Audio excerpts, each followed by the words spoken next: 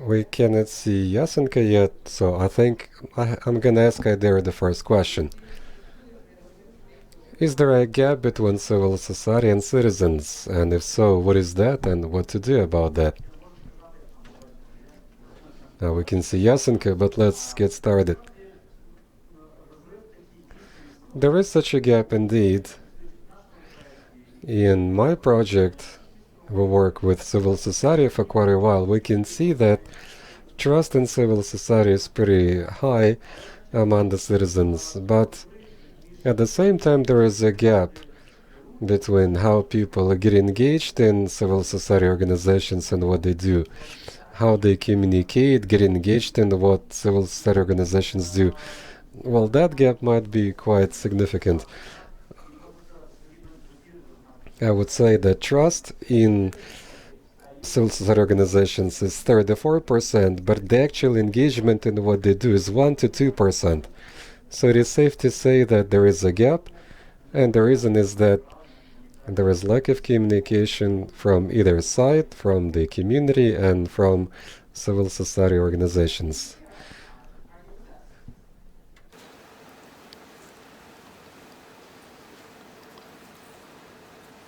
Пока нет у нас, наверное, связи с Ясенкой.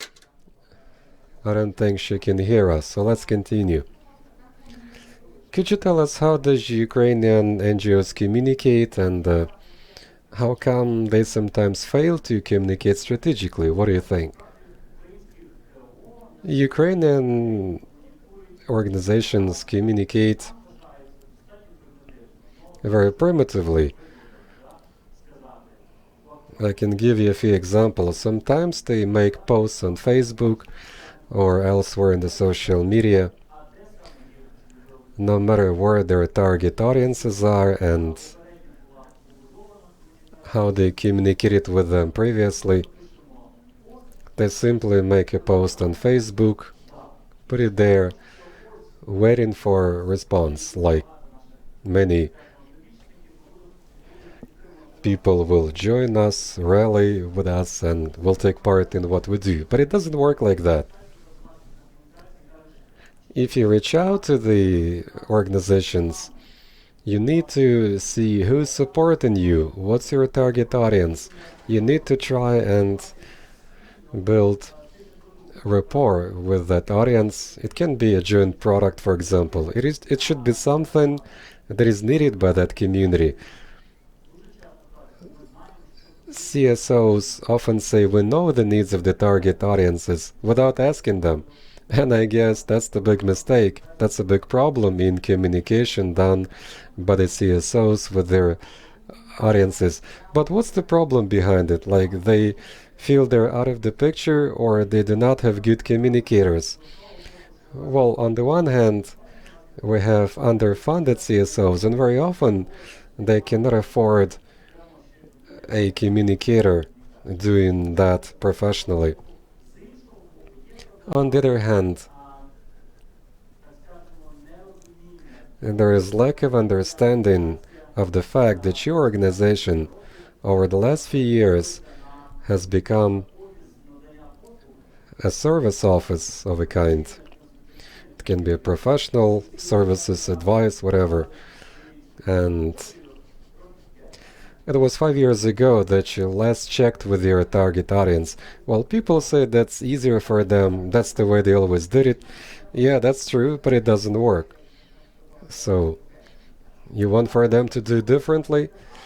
Yeah, we need to show that if you communicate, you have to understand that communication is partly about building your own community, the community of those supporting your organization, your cause. If you build it, you maintain it, you keep in touch with it all the time, then there's always an interest from this community in what you do as an agency, as an organization. And then you will be able to engage these guys, their voices and minds, and also funds. And then it becomes a matter of survival of a CSO. So that's fundraising. Yes, because tomorrow you might be able to draw funds for your projects, which will be done jointly with the community. That's important.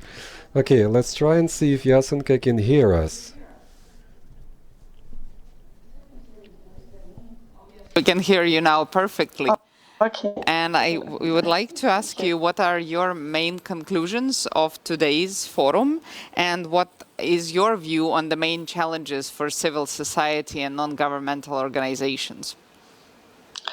I think basically I'm quite thankful that we had the opportunity to listen today, because it was a really productive and insightful day for all of us. And basically we were able to, we had a plethora of guest speakers and their experience and knowledge. So I would say one of the major challenges for the civil society is, as Ayder said, as if I understood quite well, because of the problems in the connection, is that after listening to presentation and discussions today, one of the major challenges will be how they can apply all of the knowledge presented, because we've been able to see that this is a whole science in communicating, and basically we have to think about who is communicating, what is communicated, how it is communicated. So, and then on the other side, who is recipient of the information, how the information will retain and how it will influence the behavior. So definitely it's a whole science. So what Ayder just said, basically that often civil society do not have such internal capacities, neither human nor the financial. So the question is, how do they respond to this challenge and demand in terms of the complexity of the to communicate, to change with such limited resources? And I think it's not only due to the COVID. I think it's throughout the operations of the civil society before the COVID, during the COVID, and definitely it will be the post-COVID era. So this is my major takeout from today. And in such a limited resources as they have now, what would be your advice to them? Shall they just raise the experts among themselves? I mean, shall they make one of them a communication expert or something else?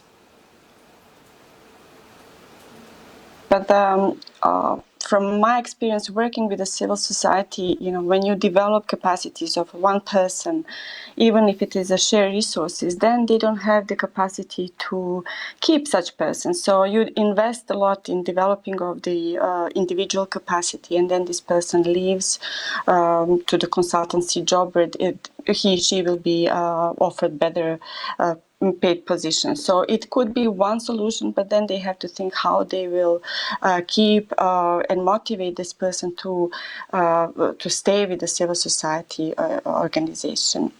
So this is one. The other, I would say, the donors should think of, because definitely it is one of the major resources for the civil society. So, and they're always pushing for, for the budget line, for the communication and visibility and so on.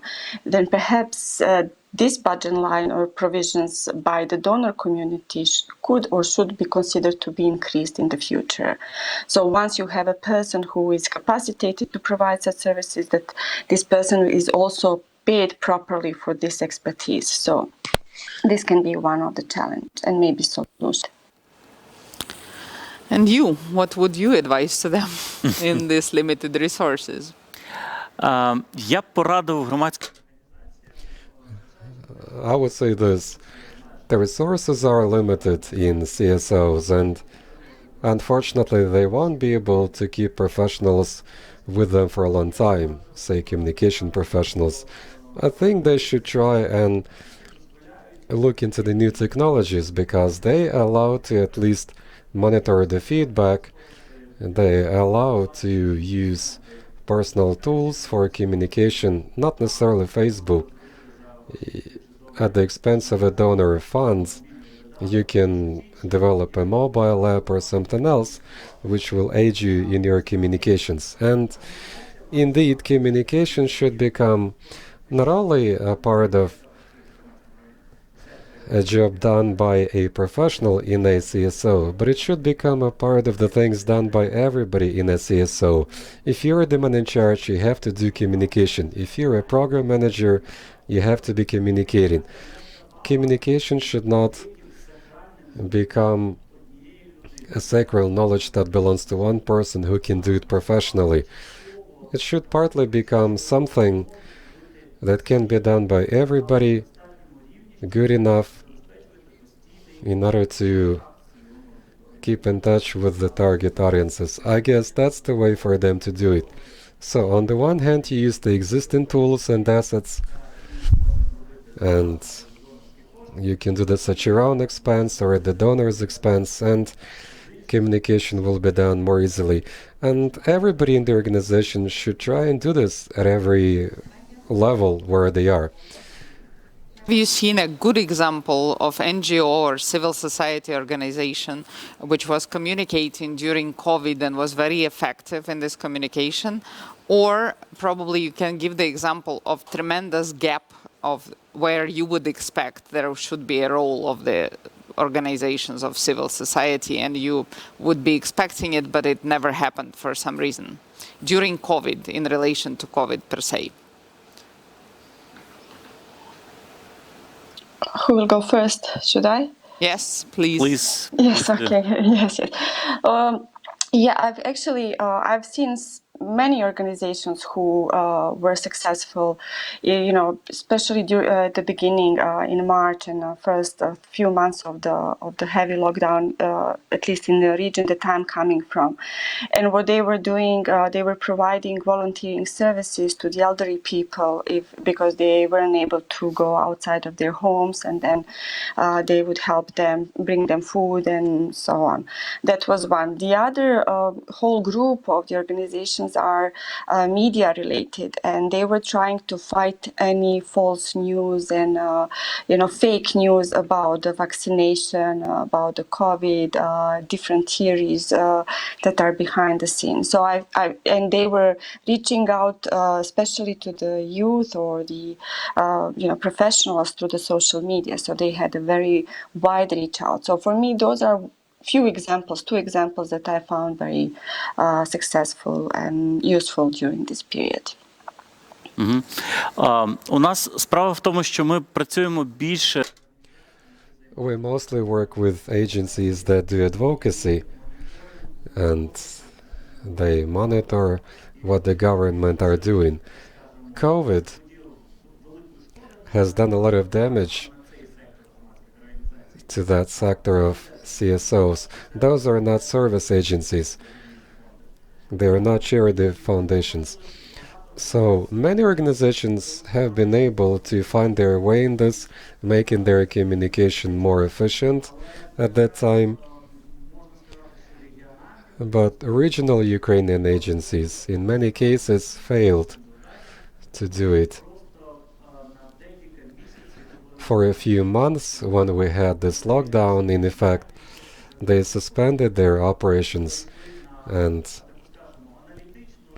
they were doing some research, producing some recommendations, and somewhere around summertime they were able to get people together and reestablish rapport with them. So they failed to change their ways, to modify their ways and program approaches and communication practices, and that negatively affected the operations they had. I would speak of the three foundations. I can name them. They did communication and other things, and they did it in spite of COVID. Svoyi Foundation, run by Leslie Litvinova, they do a lot of communication on Facebook, and they speak a lot about oxygen. Kateryna Nazhevnikova, Corporation of Monsters, they speak about oxygen a lot. And Natalia Lipskova, Kryla Nadii, that was also about oxygen. Could you feel any gaps in communications done by CSOs about COVID? I'm not speaking about advocacy for the government, but maybe you would expect them to communicate something that government cannot do or medics cannot do, but CSOs fail to do it. So could you tell me more about that? We effectively saw that communication-wise, COVID communication-wise, CSOs have become engaged in that quickly. Our partners began special programs. Vox Ukraine, they started special programs which aid in refuting the COVID myths, and they keep doing that. Then Toronto TV, they spoke here, you know what they're doing through their shows, and there are other organizations. They monitor anti-corruption efforts, like they monitor the procurement of medical equipment, and they told the people, especially out in regions, what has been purchased at the expense of the regional budget and why. Why are they building roads? Why are they buying luxury items instead of buying something for hospitals and stuff like that? So CSOs, in terms of COVID communication, were doing good, in my opinion.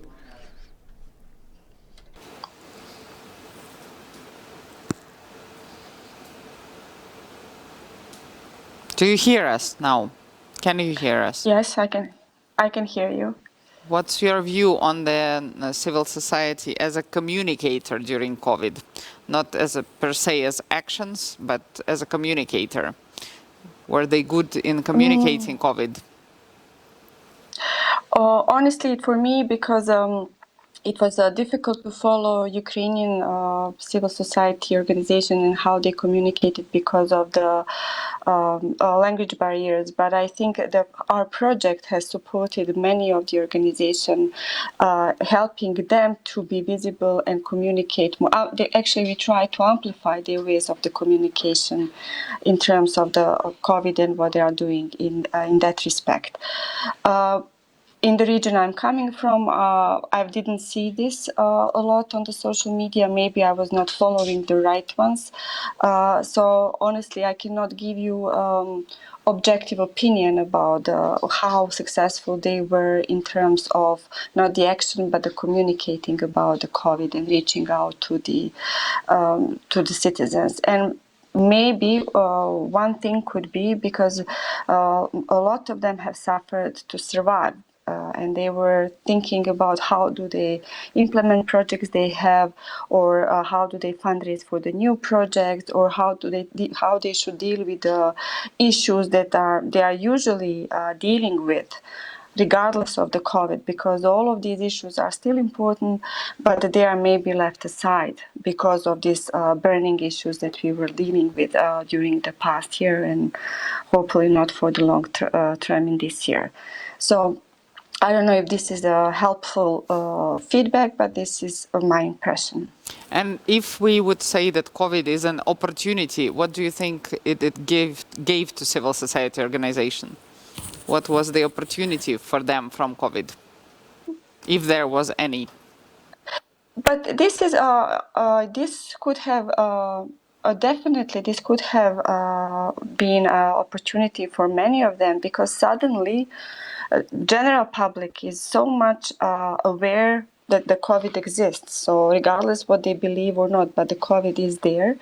And perhaps those organizations who haven't been so visible so far, they could have worked on their visibility, to choose this topic and speak about it a little bit more with their beneficiaries, constituencies, and the community. So this definitely there was an opportunity. А на ваш взгляд, дало им это больше? What do you think? Did it give them a better chance, or it was too much pressure? I believe it was a big chance for them to learn to do something new, to change your ways and to see what the organization has accomplished so far and what it can do better.